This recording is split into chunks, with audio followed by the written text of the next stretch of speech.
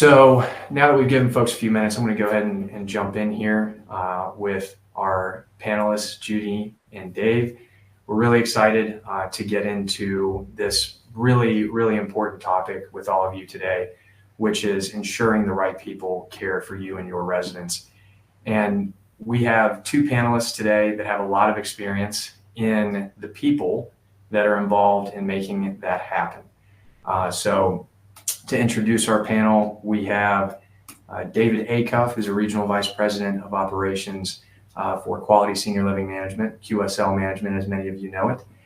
Dave is a 30-year Navy veteran, has been in healthcare leadership for just as many years, and has been a really, really great partner to work with. David, anything you'd like to add?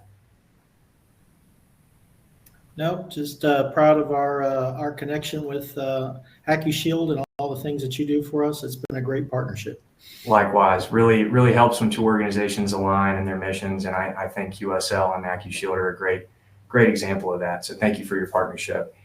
And then Judy O'Donnell. Judy O'Donnell is a visual artist, lifelong. She has been in resident relations with the Arbor Company for 14 years. Judy has an incredible story of how she got into the industry. First, as the adult child of her mother who moved into the community she works at the front desk of today, and now as a professional in the industry for over a decade. And she's got a phenomenal story for those of you that would like to learn even more about her after today. She is the first to be featured in our series of stories of those who man the front desk called Front Desk Heroes. Really, truly a moving story, and I won't steal her thunder. Judy, anything you'd like to add to that? And I just want to encourage everybody, please go watch that. If you receive our newsletter, it was in the most recent version you received. The only thing I would really add to that is thank you to Sam McDade of AccuShield for coming up with the concept of celebrating front desk heroes. Front desk concierge are often overlooked and underappreciated, and to have him draw attention to that was fabulous. So thank you, Sam of AccuShield. And then also Tom Campbell, the filmmaker from Savannah's School of Design. He's the one that put the film together, and it told my story better than I have ever told it. So thank you. And thank you to AccuShield for this and for being our partner. I think we were part of you from your inception. So good to be here. It's a pleasure and a privilege to be partnered with you all. Thank you so much for your time today. Really excited to get into the discussion. And before we do that, of course, got to get through some housekeeping measures here. I know that all of you are here for this great content and to learn something, but we also want to make sure that you get credit for doing that. So please be sure to register for those it's applicable with NAB to receive your 1 CE credit for this. If you didn't provide your NAB ID at registration, no worries. You can send your name and ID to the email provided. Attendance data will be submitted for those with an NAB ID that attend the full webinar. Partial credit for those of you that have something come up and can't stay the whole time or come on a little late. Get what you can get. And then attendees with an ID can log in to nabweb.org. That's nabweb.org to print their certifications. And last but not least, we do not report credits to state boards. AccuShield does not do that. So there, I did my due diligence. For those of you that would like to scan that code, I'm going to leave this up here for another 10 seconds.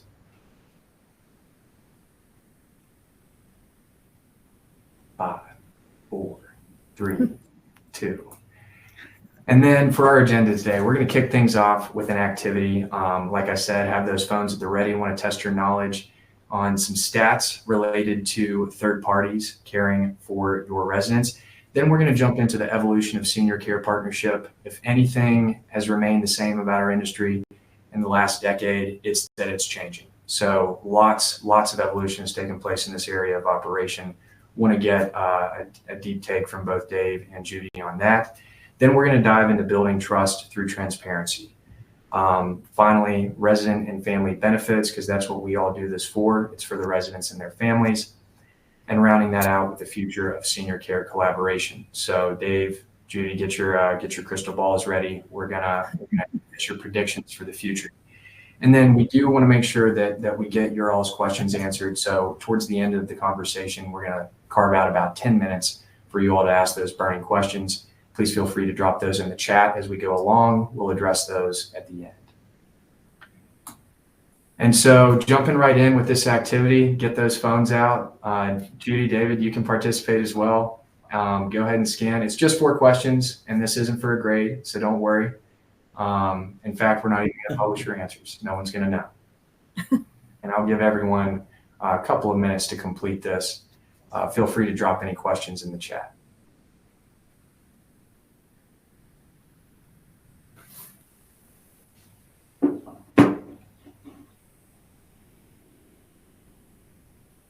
I normally don't give out hints, but I will say you are probably going to be shocked at how high some of these numbers are.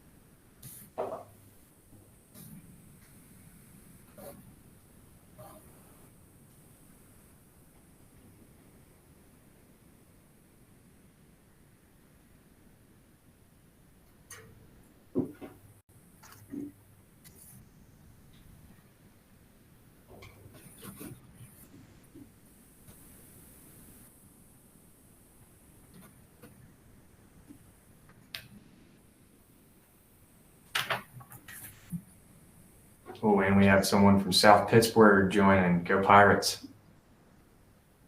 Grew up about 2.5 hours south of there, Charleston, West Virginia. I love that place. All right. Everybody get some answers in? I think so. Let's go ahead and take a look at the results. All right. Yeah, we definitely got some participation there. So taking a look at what these stats actually are. So for the number of agencies per community per month, this is the number of companies that are providing care and services in AccuShield communities every 30 days. That number is 80. So I'm sure this is probably a little bit higher than a lot of people would have thought. This just goes to show there are many, many more than the 3 to 5 preferred partners a lot of communities think they work with. In actuality, you're working with far, far more.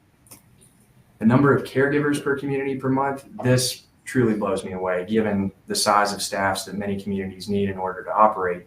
Still need some extra help to the tune of 297 people. So that many people are providing care and services every 30 days in an AccuShield community. And in terms of documentation, so how do you understand that you're partnering with the right organizations who are providing the right people with the right qualifications to do the work they've been enlisted to do, typically by families, not yourself, the operator? That's 315 that we have rejected documentation because either it's not related to that person or it's out of date or inappropriate. So being aware of the qualifications of these people is at the core of having a solid relationship that ultimately leads to you as a team providing a continuous and higher level of care. And then last but not least, this is the bread and butter of what AccuShield does to ensure those third-party caregivers and providers are safe to be in the community. We collected 3,349 documents. Now, these predominantly are background checks because first and foremost, we want to make sure these folks are safe, but we also have proofs of insurance, licensure, TB tests, any piece of information you can possibly imagine being associated with someone, we're able to capture that. And to the tune of 3,349, that's what we've done in the past month, which is really, really impressive. This number has grown at an impressive clip for the last 6 months. So now that we've kind of all got our heads in the area of who is caring for these residents, how is that happening? Let's jump into our conversation, starting with the evolution of senior care partnerships. Like I said before, this is an area of the industry, like every other, that has undergone extensive change in just the last 5 years, but especially the last decade.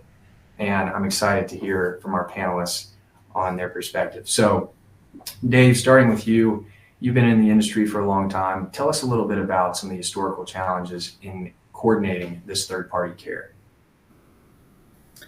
Sure. So I think one of the exciting things about our relationship is it has solved so many of the challenges that we had initially. You know, everybody on this webinar shares the same goals, I'm sure, of safety, security, and confidentiality of our residents and our staff and our service providers. So it's been a challenge. So before having a mechanism to track this and to record this, a lot of it was just paper, trust, but not verifying, and it was really difficult. And when you're a front desk hero or a concierge who is a hero at the front, and you're managing a very busy entry point into the community, and you're trying to verify while you get the phone ringing, and you get other people trying to get access and 5 or 10 other questions, it is a very big challenge to try to make sure that we're letting in the appropriate people. Also making sure that our partnerships with third party are even though they have employees that work for them, making sure that every employee is actually vetted and can be trusted. In 2021, our founder, Glenn Barkley, he was looking for something that would do this, and we partnered with AccuShield, and it really solved a lot of those issues for us. It's something that continues to be a challenge, I think, in the assisted living industry and others trying to vet that, and it's really important that we have a safe way to do that. Great insight, Dave. Really appreciate that. Judy, what about from your perspective? You've also been in the industry over a decade. What have you seen? Yes, actually, probably longer than that, because just the fact that I was a family member before I was a concierge. When I first came to the community with my mother, it was totally paper and pen, sign in and sign out, and that was definitely, not the best way. And a lot of people just walked right past it. I walked right past it many times. There was a very relaxed atmosphere. And like you say, trust. We were depending on trust, but trust is not always the best way to serve our residents. And since I've started working there, we have had, and then this was before we had AccuShield on board, we did have a situation where we had a person come in that was claiming to be a healthcare provider that signed in, wrote down the name Williams, which is a common name. But it was during lunch. They had it all planned out. They went into the rooms and took wallets, took credit cards, and and got away. And this was the sort of thing that this was the thing that made us start looking into a more secure way of protecting our residents and their valuables and their welfare. So yeah, we've seen and the last years that we've had AccuShield on board, and as we've gotten better and better and better at utilizing it, and as you guys have gotten better and better at providing the different services that we actually need, it's been fantastic. It feels so much more secure there. But you're right, and David, you're right in terms of being at the front desk, and you're going, doing so many different things at once. To have the technology there that is helping you out is priceless. Thank you. That's great insight, Judy. And, something I want to call out that I heard both of you bring up, trust but verify. A lot of things, relationships, all of the relationships in our industry, especially more so than others, are based in trust. Families trusting their loved one with you, their life, their very life. And you all both, recognize there are a lot of challenges in the way between trusting and verifying that care that comes into the building. And doesn't necessarily have to be about AccuShield. Okay, if it is, but tell us a little bit about the shift toward integrated approaches to that care that, yes, rely still on trust because we need that to do our business, but also verify. How do we ensure that what we're doing today isn't just based in, a verbal agreement, but there's recourse if something like what Judy said happened? Dave, let's start with you on that. QSL is a very, very technologically friendly organization. How have you all approached this? Thank you, Ben, for asking that. I think it's very important to think about. And with the example that Judy just gave, I would relate that even to caregivers. Sometimes families will, in addition to our wonderful team, will still need to have a caregiver. And we've actually had it happen where a caregiver was brought in by a family, and the family had the best intentions and all. And it wasn't until they came through and went through our screening process and determined that, hey, this person has a record and probably definitely isn't suitable to be in the assisted living or taking care for your loved one. And it has really been a great source of peace of mind, I think, for our families, knowing that the third party integrated care that is brought into our communities, that they're all vetted, that it's not a long process there when they check in. Judy, I've experienced that too, where people just walk past the front desk because it's or they try to avoid. And so it is important to have something that's fairly technology that's in place and is fairly simple to use to check in. Love the mobile app with what we're using. That helps families too, and caregivers and third party. But integrated care, making sure that everybody is vetted, and it's a core value. Security is a core value, and safety is a core value of our company, and I'm sure of many others that are listening. And it is also, dare I say, a source of joy for our residents to know that they are in a place that is safe and values when we have integrated care, and that we have third party come in that they've been vetted appropriately. That's a great insight, David, and I appreciate you sharing it. I want to actually twist this a little bit for you, Judy, because I've met and worked with dozens of front desk folks, unfortunately not you yet, but I have noticed without fail, you have just such a special central relationship with not only the staff, but also those third parties that aren't a member of Arbor.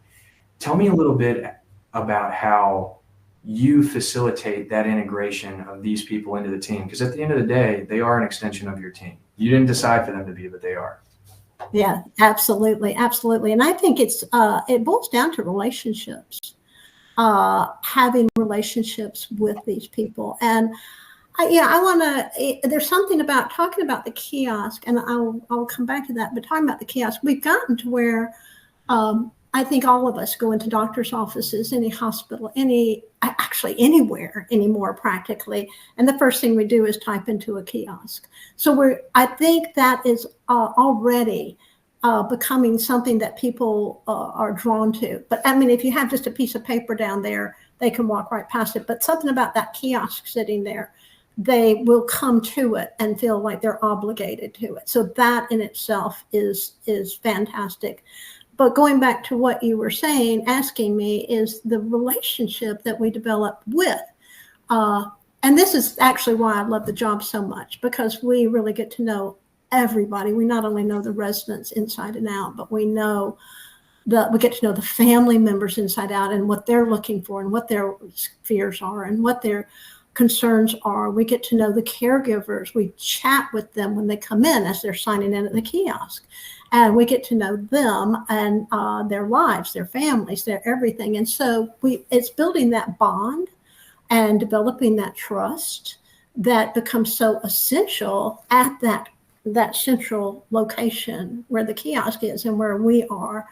That trust begins. And like you've stated, the name of this webinar, trust begins at the front door, and it does. It really does.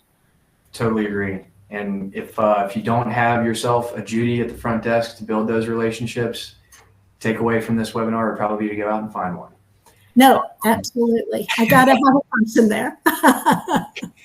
That's one thing the robotics won't take the place of. Couldn't agree more. Not everything needs to be automated. That's right. That's from a technology guy. Speaking of technology, let's talk a little bit and briefly now, because I want to stay on schedule and get to some of these other questions. But Okay. how has technology transformed that care provider management? And Judy, we can stick with you. What is the impact that having some source to help you along with those relationships? What does that change? It's changed so much because communication is so essential, and sometimes without that technology that brings everything together, one department wouldn't know what the other department would be doing. Maybe there'd be a diet issue that a doctor recommended, so the care staff would know about that, but the dietitian wouldn't know about that. So there's something about having an integrated communication hub where everybody sees the same information that has just been tremendous in what I've seen in the last decade, bringing in that technology so that everybody's on the same page. So centralization of information for more informed decision making is kind of at the core. Totally agree. Makes sense. David, what about you? What's your experience been? I think it's technology has definitely increased satisfaction with our residents and our family members. And I mentioned the mobile app and being able to just flash a QR code to come into a building, but technology to be able to just to do that check really quick just relieves a lot of stress at the front desk or at the concierge, and it also allows us to again go back to that core value of security and safety. Couldn't agree more. So moving forward in the conversation, we're going to jump into building trust and transparency. So for those of you, if you were doing something else or working on something else, I think this is going to be a really great part of the conversation where we get some good takeaways from David and Judy. So kicking it off, I want to talk about creating clear communication channels. Easy to write down, very hard to do. Dave, we all know communication is key, but as an operator, how do you bridge the gap with these caregivers who aren't technically a part of your staff and necessarily plugged in to all those communication channels we just talked about? So that is a challenge, and it's imperative that we do have the good communication with those third party and integrated practices that come into our community. And you can't set up a meeting every time you turn around. It's important to be able to communicate that. It's important to be able to communicate our requirements of, hey, if you come into our building, you need to have X, Y, and Z. Otherwise, we don't want to use your services. And so it's really important to do that. And sometimes it takes a moment, and sometimes, fortunately, a concierge or our front desk hero can communicate sometimes just to be able to politely refer them to and get the executive director or somebody else in the organization to come to the front desk and explain some of the requirements that we have and why, and try to facilitate that along. We do have third-party meetings throughout the month where we are meeting with specific groups, just going over some of our values and things that we need in coordinating care for our residents. That's really interesting. So first and foremost, just making sure that there's some way for your expectations to be passed on to this group. And it also sounds like you all very well have driven home your culture, and someone in Judy's seat feels prepared to have that discussion with a third party just as much as you might be ready to have that conversation. That's something I don't see in every org, and something that both of you all, I think, do exceptionally well. So that's a great insight. Judy, from your end. Oh, sorry, David. What's that? I would just add some of the materials that are provided that are handy for our concierge to use, so they don't get in a spot or they're not trying to scratch your head. And remember, some of the materials that have been provided are very helpful in conveying our desire for a safe and secure environment, and it's really professionally well done. So I appreciate all the collaterals that are provided. I think our concierge and our front desk heroes appreciate that. Sorry, I didn't mean to interrupt, but just want to point that out. Great call out. Thank you for plugging that. And by the way, our marketing team just churned out some really good looking AccuShield Post-it notes, and I think it might be the best marketing collateral we've ever made. I don't know if you've ever sat down at a front desk, but stickies are everywhere. There's no way around it. Hey, if it ain't broke, don't fix it, right? That's Judy, right. You're arguably in the best position to communicate with these groups, and we got into it a little bit in the last section of the conversation, but we did boil it down to a practice. What's something that you do that opens up the opportunity for Athens to have that kind of intimate relationship, for lack of a better word, with these third parties? I think the fact that we all have the same focus, and that is the care of the resident. So you can start right there, and that's the livelihood of the care provider that comes in. That's the concern with the care staff that we have there in the community. That's the concern of our family members. That's the concern of everyone. So you can almost just open up with that. Who are you here to see? Who are you taking care of today? How is so-and-so? We talk about the residents constantly. And so that right there is just a really good way to establish, trust and transparency, and for us all to kind of keep an eye on what's going on. So, and also I was going to say, we also keep our forms right there by the kiosk. So when the third party care providers come in, they just sign in, grab a form, and go see their resident. And then they have to fill out the form, and it's their documentation of what they just did.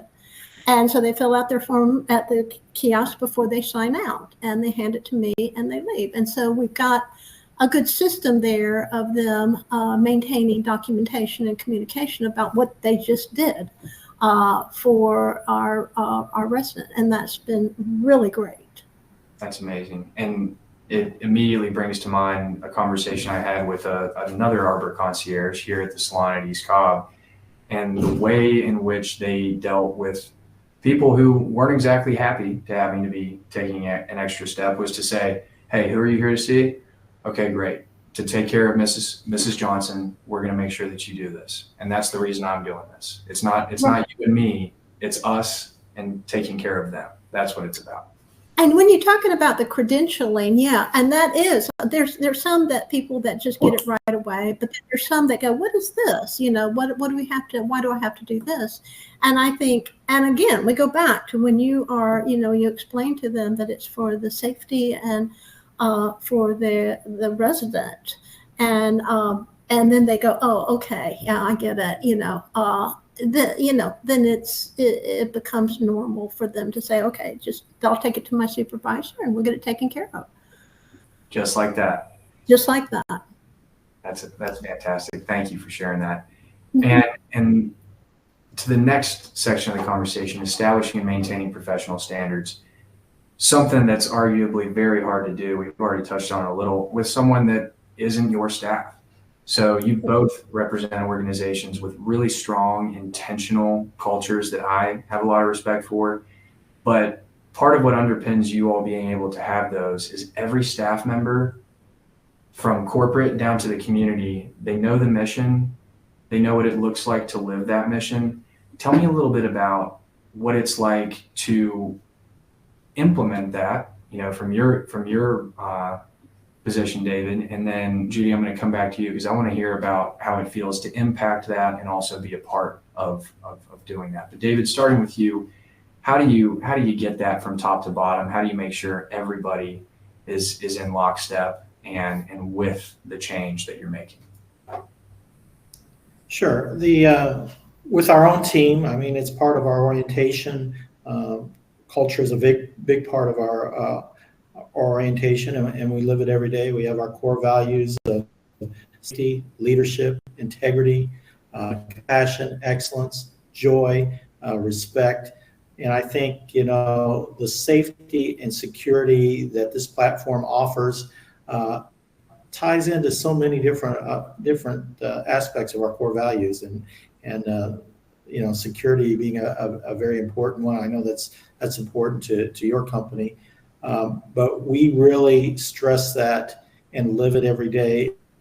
It's in a handbook or something like that. That's something that we practice every day, and we share that with our partners that come into our community, and we make it known that this is something that is who we are, and we expect our partnerships to exemplify many of those core values and all. And it has been very successful.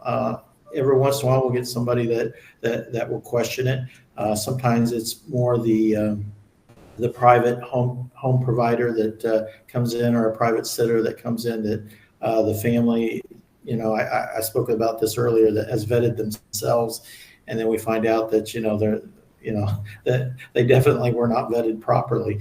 But I would say, by and large, just our open approach with our partners, with our third party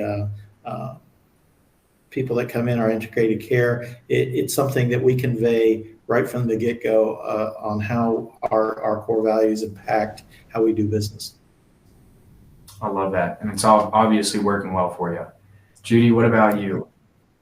Yeah, I totally agree with David. We have our standards, and the Arbor Company has an unbelievable standards, and I think many of our third-party companies also have their standards. And I think when we bring those together, and we all are focused on the same mission, I think there's a willingness to coordinate, and I think safety and security is as important as their mental health and their physical health. And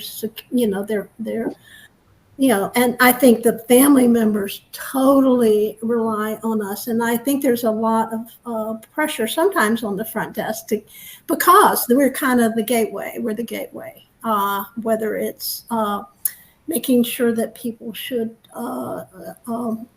elopement risks, possibly. We have to be there for making sure that they're safe and contained in the community, and vetting the third party people, and also vetting our own people and bringing them into the fold with the understanding of what our standards are and how we focus on the rest. And in fact, our staff meeting this coming up week is going to be all about AccuShield, so our security system. So it allows all of our staff will be there. So it will help them. Anybody that doesn't understand, it will help them to understand the value of what it is to the resident and what it is for themselves, in the community. Couldn't agree more. That's so helpful. And one thing to call out there is almost every operator that I've worked with that I consider to be at your all's caliber, that is a huge emphasis, is getting people together to learn and continuing education. That's why a lot of us are here. making sure that that is a tenet of your organization and that people are passionate, there's enthusiasm around continuing to learn and grow within the organization. I think that's huge. Yeah. Moving on to real world examples of successful partnerships. So, or apologies. We're establishing and maintaining professional standards. No, we are moving on to real world. So for you all, and I have a challenge here to not use AccuShield. Tell me about a real world partnership from conversations like these. I sit down, I try to apply my learnings from what I heard them talking about. I'm like, yes, that makes sense, but like, how do I do that? So if possible, without using AccuShield, tell us about some of the real life partnerships you all have formed based on some of these principles we've talked about. David, we can start with Well, I can. Oh, sorry, delay. Nope. Did you say Judy or I didn't hear? I was thinking he was going for David, but I can. Okay. Judy, you can go. Sorry about that. Well, I think just the fact that we are in the people business, aside from any technology, aside from anything like that, we're obviously in the people business. And I think one of the beautiful things that I have noticed is that companies like our own or third-party companies or anything in the healthcare field, it draws people together that have a common care and an empathy for their fellow man. And I think we emphasize that and we focus on that in people and we draw that out in people so we can make connections with people. And I think the more that we can make that human connection, aside from any paperwork or technology or anything, but the more that we can make that human connection with everybody that is involved in the community, anybody that's involved in our resident or tending to our resident, or helping our family member, then we've made a great stride forward. It makes sense. It does. Thank you. David, what about from your perspective? Well, I think some of the great partnerships that I can think off the top of my head are our physical therapy relationships. We have in-house physical therapy, two wonderful companies that work in all our communities, and they have 100% buy-in on our core values and our culture, but and because of that, I think that helps makes our partnership successful. I think the fact that nobody is static, that we are all looking forward and looking at the new technologies that are out there that are available, we're trying to adjust to modern healthcare and what that looks like, and how there's sometimes more concierge healthcare, even in assisted living, and being able to kind of navigate through those. Really have developed some great partnerships, but they're not partnerships that are static. They're partnerships that continue to grow with us, and as we try to strive for excellence. So that's what I would and I can add to that. We do also we do have an in-house.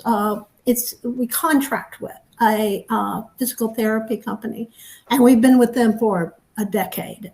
They're so fantastic, and they come in as needed for our residents. So we have that, and we also have particular hospices and particular healthcare providers that, while we don't like to recommend to the families, we want them to choose. Mm-hmm. There does tend to be a tendency to go with the ones that have a proven track record, and and we will see them over and over and over again. There's several that we do on a regular basis, and we'd love to see them whenever they come back in the building. Because they're known to you. Because they are known to us, and that's what establishes their reputation, how well they provide care, and so then family members speak to family members, so they pass it on, and then they become the most popular hospice company, or the most popular healthcare provider, or the most popular social worker or mental health provider. And it's good to know that the good guys win in that scenario. Just as Exactly. Yeah. As far as best practices for actually doing these things that we're talking about, big piece that's come up in the conversation is just, how do you do this? How do you ensure that those partners are who they say they are, doing what they say they're doing, and are going to be someone you feel confident, if you did have the opportunity, to recommend? What are some of the best practices for putting that in place? Judy, we can stick with you.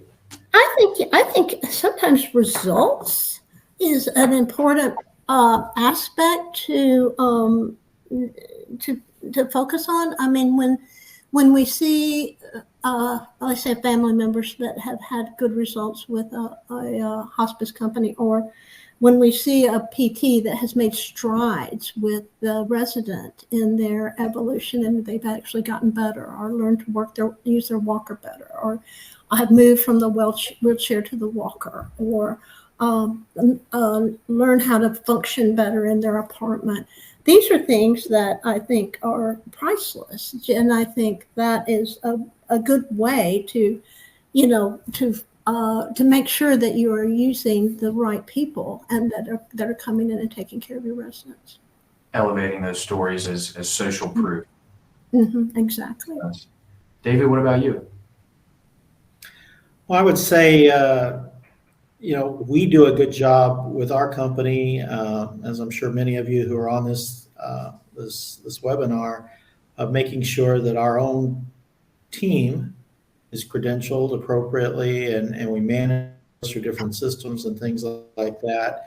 But wow, what a challenge to manage. I think your poll said 80 different care providers coming into a community throughout a month. That's a lot to manage. And I think I talked about the word static and partners that are static and not evolving. I think that's one of the great things with our partnership with AccuShield is that it isn't static. The whole Verify, it was a great system previously for making sure who came into the building and keeping track of that, and being able to print out that emergency list. If I need to know that we were evacuating the building, I can print that out.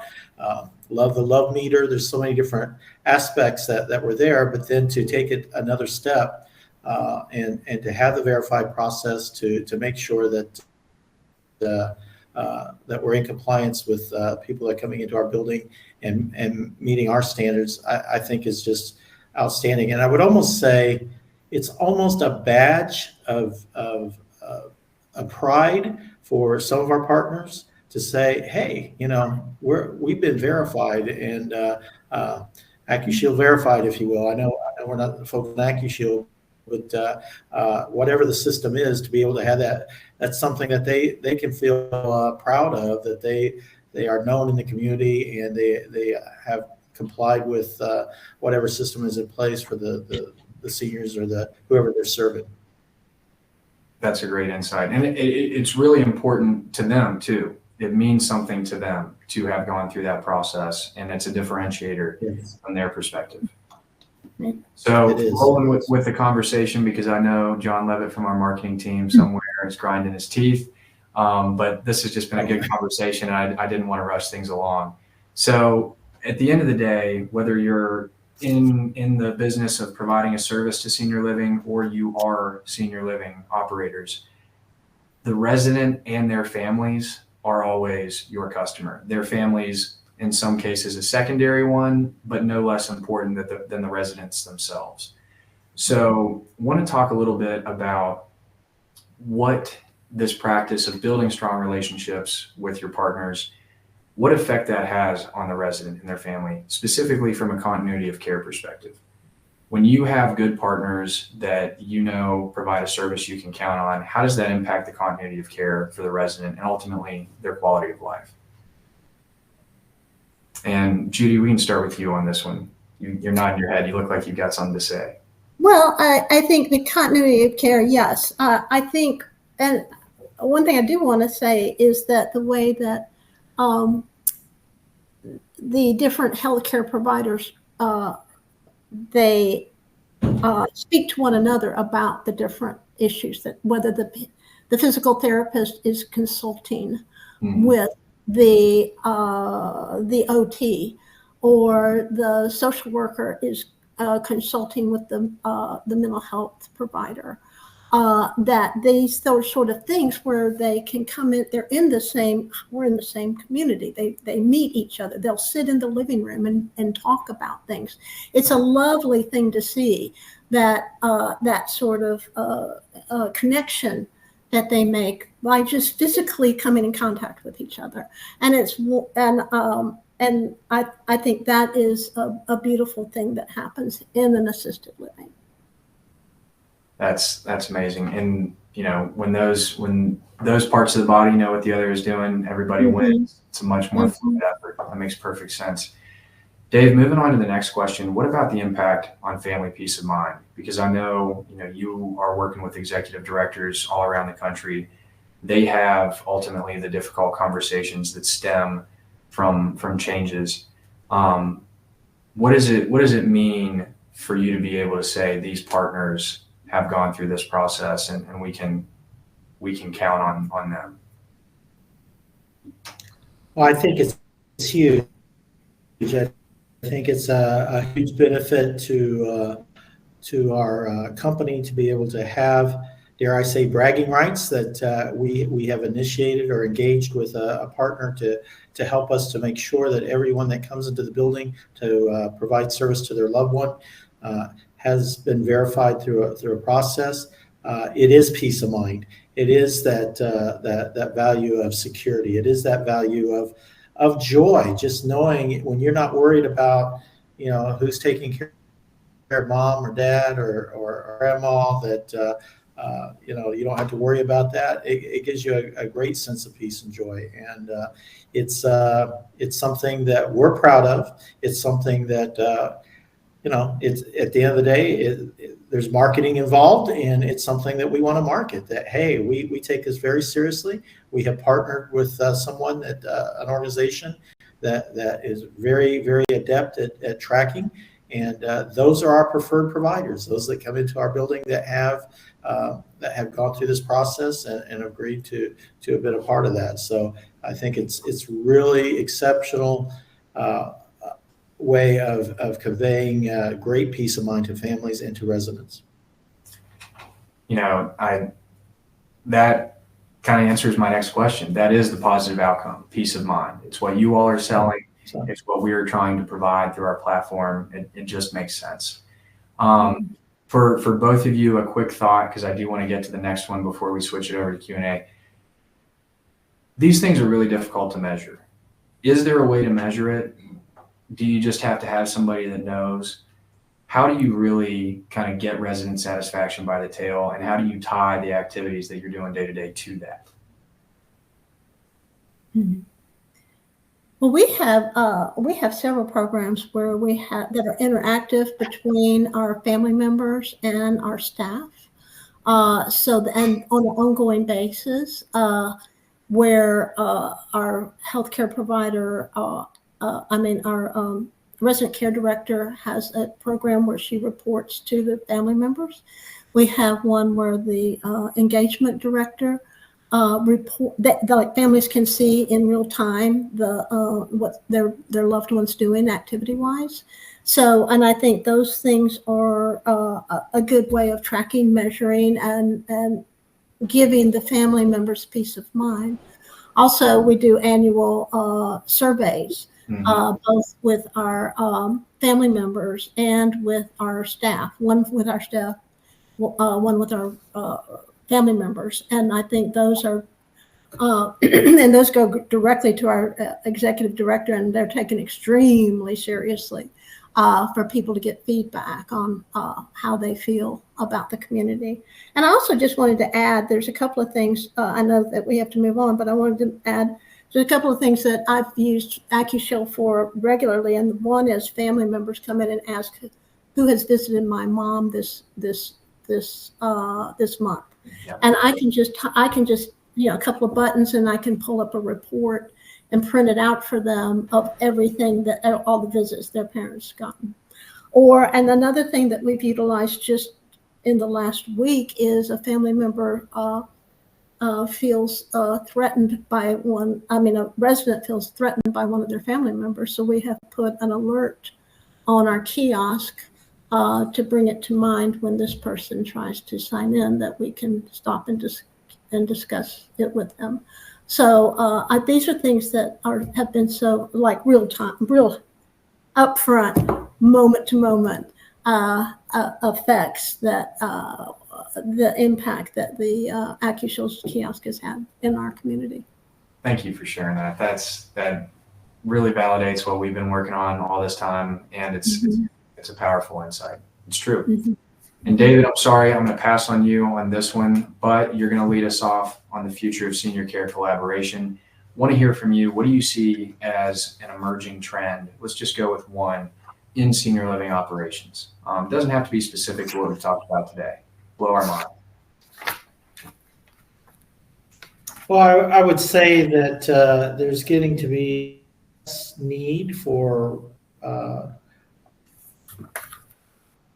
our customer, the doctor, as we have so many different partnerships and third-party affiliations that will come in and take care of the needs. I mean, if it's mobile medical for an X-ray, if it's that collaboration between our parties that work together, and I think we're going to see more and more of that because it's getting to be more. Time is important to people. It's also just the convenience, and it's something that our culture, I think, really wants, is to be able to have somebody come right there in their own home or apartment and be able to take care of them and to collaboratively work with the group that is working with our community. So I think we'll start seeing more and more of that. The technology that our partnership provides encourages that. I just would tag on to the last thing real quickly is one thing that we've really enjoyed is the surveys that we're able to do. And sometimes I have personally been able to contact somebody because it comes right on my phone that they were dissatisfied, and be able to call them sometimes before they leave the parking lot and say, "Hey, I understand you left us with this. Could you explain or give me a little insight onto your experience today?" And even though we have our concierge and our front desk heroes that always ask when someone is leaving, how was your visit? Sometimes they're not necessarily comfortable doing that, but they might leave it on feedback, and that has been invaluable in making sure our relationship with our families and residents is good. So. Need anticipation. He spent 30 years in healthcare leadership, but he knows his hospitality too. Rule number one. Yeah. Moving on to the next one, Judy, I want to hear from you. Things are changing. The resident themselves, they have changed. Their adult children have changed. Mm-hmm. How, if at all, can we prepare for the new class of residents and their respective adult children? Well, I think one of the things that has come to be expected much more than in the past is that we're not just housing and feeding residents. We are giving them personalized care, individualized care to their specific need. And I think that is the future. And I think David brought that up. We bring in our community, we bring in podiatrists to serve. We bring in dentists to do on-site service. And then I think it's so important, our assessments of each individual to find out what they need, not only in their healthcare, but what are their social needs? What are their emotional needs? What are their dietary needs? And individualize it to each and every single individual resident. And I think that's the future that we're going to see. I think another thing will just be that there'll be more robotics and more AI and more technology as we go forward. So, no robot duty, though. No that'll robot. be Keep it human at the front desk. except keep it human at the front desk. Human at the front desk. Thank And you. then we are at time here, folks. I want to make sure that we get our key takeaways for everybody. The first of those is pretty obvious, but senior care partnerships drive positive outcomes. From everything that Judy and David have said, that's at the core of providing a great service and great care. Credential verification builds the trust that those relationships are built upon. Trust but verify. I know it's normally not used in this setting. It's kind of a scary term, I feel like, but it's real. It's true. It's something we need. And then with that credential verification, understanding, having that verification, you get fewer companies and caregivers that are in the building. We notch that 80 number down. That leads to continuity of care. And ultimately, you get better outcomes for your residents, which is why we're all in this business. I did skip it, but last parting words, Judy, David, any insights, predictions that you'd like to share that you didn't get an opportunity to during the discussion with our audience here? I would love to know what they have to, what the audience has to say, if they can ask any questions or anything. If we've got time and you all are willing to stay on, absolutely, we can jump into some Q&A. I'd be happy to. Yeah. But thank you for having us, for sure. Thank you for being here. One that I do have on here, I'll go ahead and address that's in the chat is how much info should we get from our vendors that have seen our residents if you're an IL, independent living? That's a great question. I work with an IL operator that uses our product, and they collect insurance, proof of insurance, and employment verification. Those are the two documents they have been using, but again, we can collect others, especially since by nature of independent living, most of those folks are self-employed, contracted by the company. I think it's honestly a more appropriate setting to credential than assisted living. But Judy, David, takes on that? David? I think it's incredibly important that in an IL setting that we still have the same. You're still coming on to somebody's home, part of the community.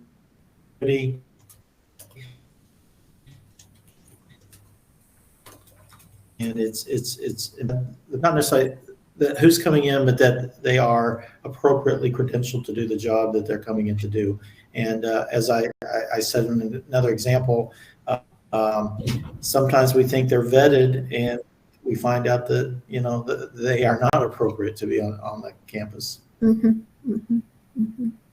Yeah, I would say proof of employment and criminal background check minimal. I mean, that's what we require for sure of our, and we require TB test and ID, and I think those are all essential. Yeah.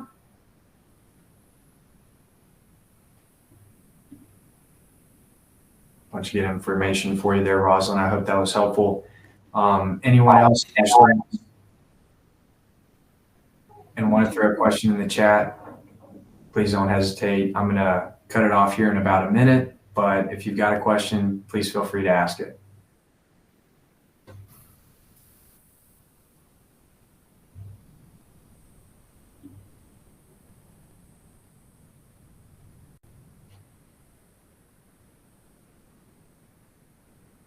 Oh, there's a really good question. How did you deal with the change management aspect of getting family members, residents, and caregivers to keep using the kiosks? I'm assuming that means in a post-COVID world. That's right. COVID was a great foray into using the kiosk because we used it and it was great. And that sort of got people used to using the kiosk. I hate to say that COVID had any positive effect, but that was one. but then otherwise, yeah. Well, we just explain it to them how essential it is to the safety of their loved one, or the person they're providing care for. And if need be, I'll tell them stories of why it's so important. Yeah, whatever it takes. That's fantastic. Well, folks, we are a little over time here. I apologize. That's on me, but sometimes I get to talking to people and I just can't stop. So I want to thank everyone for taking the time today. David, Judy, thank you so much for being a part of this. It was great speaking with you. Hope everyone enjoyed it and had a takeaway. Don't forget to get those credits. If you need anything, feel free to reach out to ce@accushield.com. We're happy to help. Thanks, everyone, and have a great rest of your day.